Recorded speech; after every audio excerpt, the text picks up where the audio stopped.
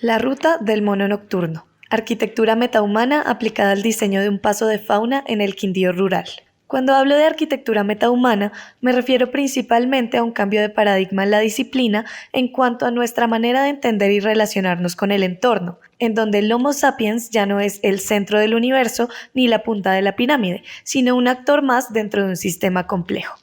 Comienzan a aparecer preguntas por los derechos y las necesidades de las entidades no humanas, entre ellas la fauna, y por nuevas formas de convivir de manera simbiótica con otras especies. En el marco de este proyecto, la arquitectura metahumana se define entonces como una arquitectura que puede centrarse en la resolución de estas necesidades no humanas y que promueve la protección de la biodiversidad y el restablecimiento de una convivencia equilibrada entre hábitats humanos y no humanos. Este trabajo consistió en el desarrollo de un proyecto de arquitectura para animales no humanos con fines de conservación ecológica, tomando los pasos de fauna como objeto de diseño y a Aotus lemurinus, el mono nocturno andino, como usuario objetivo. Un paso de fauna es una estructura que conecta hábitats que han sido separados por la infraestructura humana para que los animales puedan cruzar entre ellos de manera segura. Su relevancia es innegable, teniendo en cuenta las alarmantes cifras en el mundo de muertes de animales por atropellamiento, electrocución,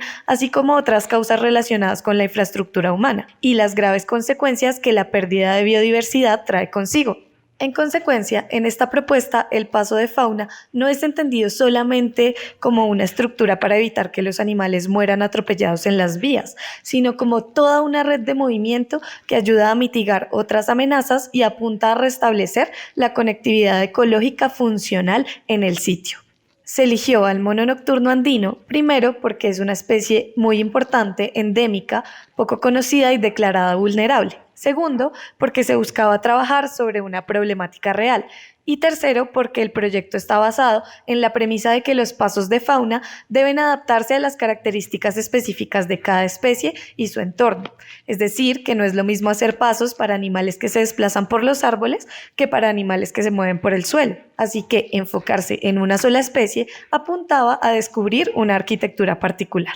Basándome en la investigación que se realizó para el plan de manejo del mono nocturno andino en el Quindío, se decidió trabajar sobre el caso de la Tebaida, en el centro Amanecer, donde un pequeño grupo de Aotus lemurinus vive apenas en una hectárea de bosque bastante alterado, cercano a la actividad humana en un predio rural. En este lugar existe un conflicto particular porque hace unos años los habitantes de Amanecer estaban por talar unos samanes, árboles de gran importancia dentro del rango de actividad de los monos. Mediante el análisis del lugar se identificó que allí esta familia de monos también se encuentra bajo amenaza debido a la alta fragmentación del paisaje, la continuada pérdida y degradación de su hábitat a causa de la actividad agrícola, la cercanía de su dormidero a una vía de importancia nacional con altas probabilidades de atropellamiento de fauna y la superposición de las redes eléctricas a su dormidero, rango de hogar y ruta de paso habitual. Para poder atender los retos técnicos y tecnológicos que suponía el proyecto,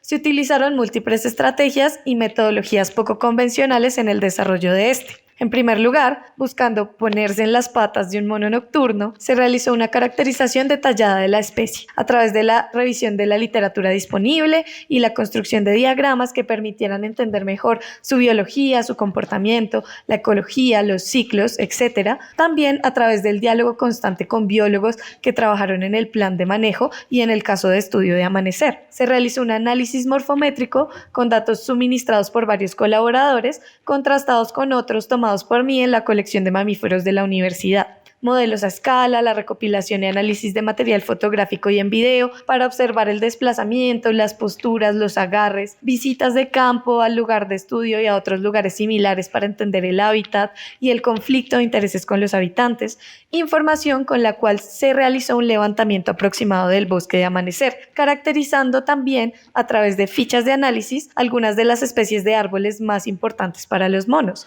Esto último pretendiendo imitar o hacer biomímesis de las estructuras arbóreas del lugar como parte de la propuesta arquitectónica. Debido a la novedad, la complejidad y la cantidad de variables del proyecto, también se utilizó la metodología TRIZ, una teoría para resolver problemas de inventiva al parecer nunca antes aplicada en la arquitectura, que utiliza una matriz de contradicciones para buscar las soluciones más ideales a un problema. Una contradicción en este caso era, por ejemplo, querer utilizar materiales naturales, bióticos u orgánicos que se degradan rápidamente al exponerse a las condiciones del ambiente y, por otro lado, necesitar que mi sistema sea duradero en el tiempo. Son dos condiciones que quiero mantener que son opuestas y al ponerlas en la matriz se arrojan a modo de principios una serie de posibles soluciones a esta contradicción. Aquí vemos algunos de ellos. A partir de estos principios que arrojó la matriz, se generaron 40 ideas o alternativas constructivas y materiales que fueron evaluadas a través de diagramas de radar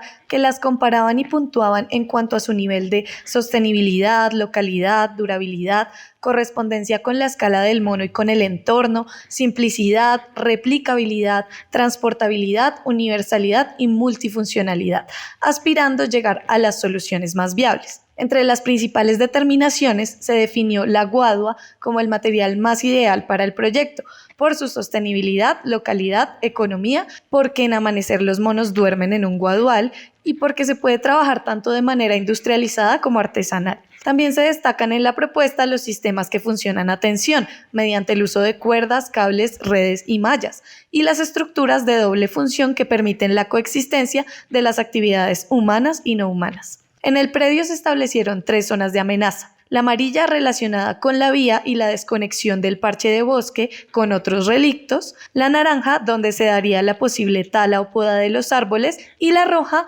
la zona donde el dormidero se superpone a la red eléctrica. Allí se propone un programa arquitectónico que consta de 6 puntos de intervención, de los cuales solamente 4 fueron llevados a un mayor nivel de desarrollo. La primera intervención es un puente colgante de 14 metros lineales con kiosco en la base que atraviesa la Ruta Nacional 40 y tiene cerca de 8 metros de altura.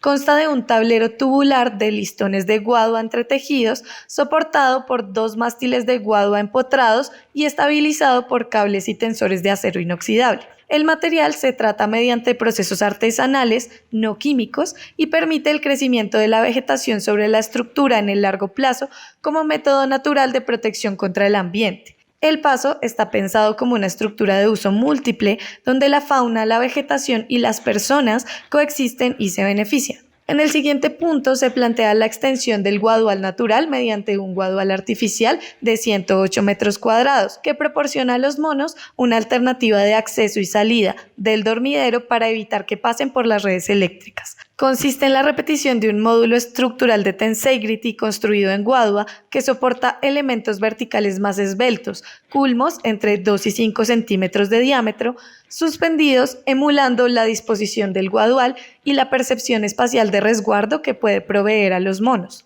Para la zona de tala y poda de los samanes se propone una red de paso de 100 metros cuadrados que permita a los monos mantener su ruta y zonas de alimentación habituales. Con 13 metros de altura y hecha en cuerda de cáñamo o de bambú, esta se adhiere a las estructuras arbóreas circundantes, llegando a las axilas de los árboles y protegiendo el tronco y las ramas con neumático reciclado y atados de palma. Adicionalmente, sobre la red se disponen y amarran superficies en listones de guadua que facilitan el cuadrupedismo, tipo de desplazamiento más propio de la especie. Finalmente, el último punto, siendo la luz más grande por cubrir, de 65 metros aproximadamente, es una galería de observación de doble propósito, que cuenta con 3 módulos o pabellones para actividades de investigación, pedagógicas, culturales y recreativas, aprovechando la vocación del predio y la cercanía con las actividades destinadas para los niños y niñas. Proponiendo un programa de mirador, huerto y zona de meditación,